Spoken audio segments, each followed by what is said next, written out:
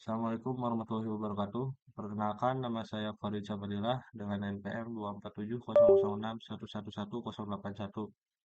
Di sini saya akan menjelaskan mengenai tiga materi utama. Yang pertama itu ada Markov Chain, terus Monte Carlo, dan juga Bayesian Inference.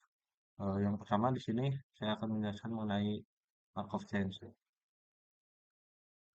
Di Markov Chain ini fokus utamanya ada metode sifat tanpa memori dan perpindahan probabilitas. Ini adalah dasar bagaimana sebuah sistem itu berpindah dari satu kondisi ke kondisi lain. Sederhananya, masa depan hanya bisa diprediksi berdasarkan kondisi saat ini gitu. Markov chain ini menunjukkan bahwa kemungkinan untuk pindah ke status berikutnya tidak dipengaruhi oleh sejarah masa lalu gitu. Jadi sistem ini akan merupakan bagaimana ia sampai di posisi sekarang dan hanya peduli di mana ia berada pada saat ini gitu. Selanjutnya untuk prediksi status masa depannya, analisis kemungkinan perpindahannya itu memprediksi status masa depan suatu sistem atau fenomena berdasarkan probabilitas perpindahan antar status. Eh,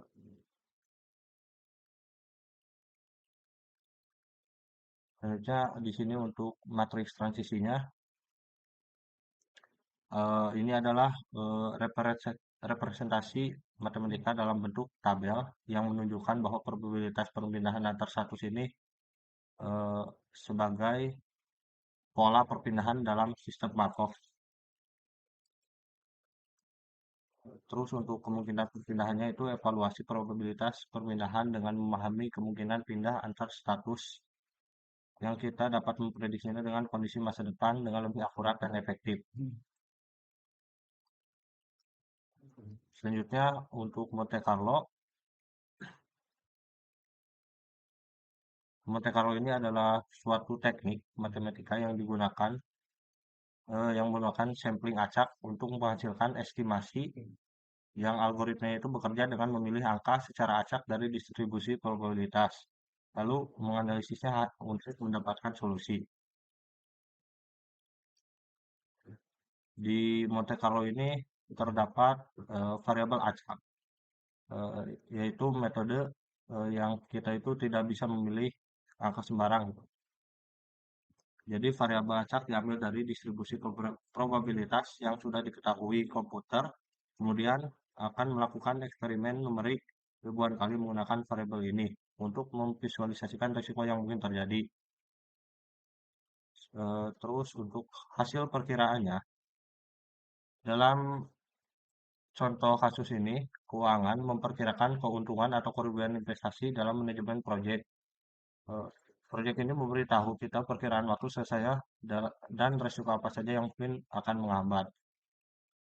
Terus selanjutnya ada Bayesian Inference.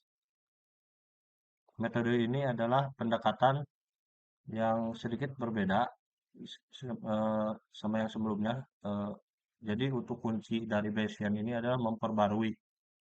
Jadi memperbarui keyakinan kita tentang parameter dengan menggabungkan pengetahuan awal dengan data pengamatan baru.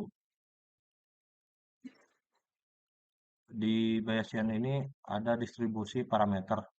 Yang pertama parameter sebagai variabel acak.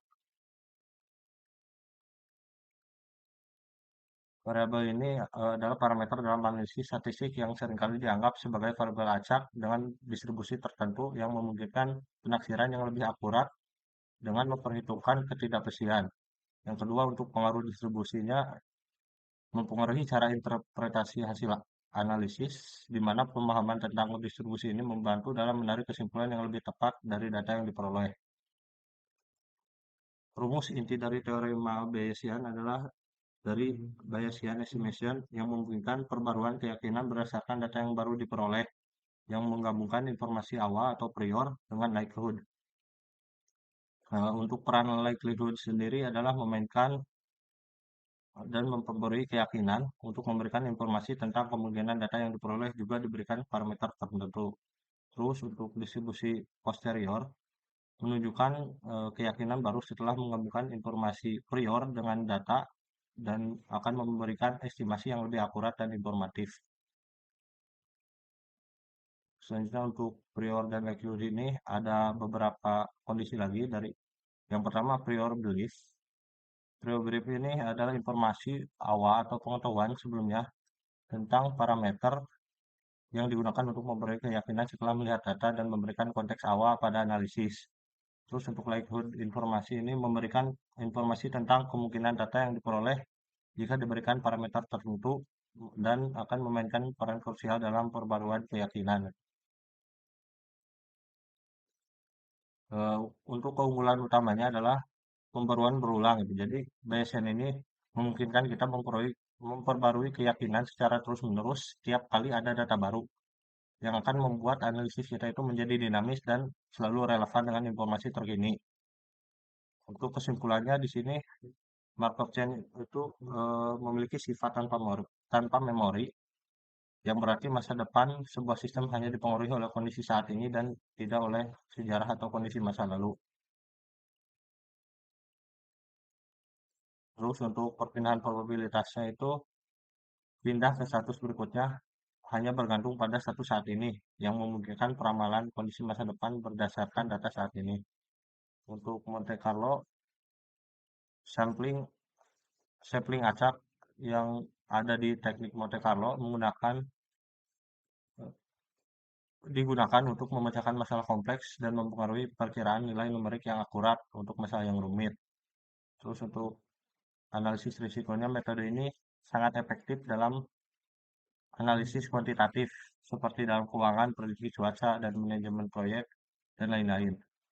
Terus untuk Bayesian inference itu pendekatannya memperoleh keyakinan tentang parameter dengan menggabungkan prior knowledge dan data pengamatan dan memungkinkan peramalan yang lebih akurat dan adaptif.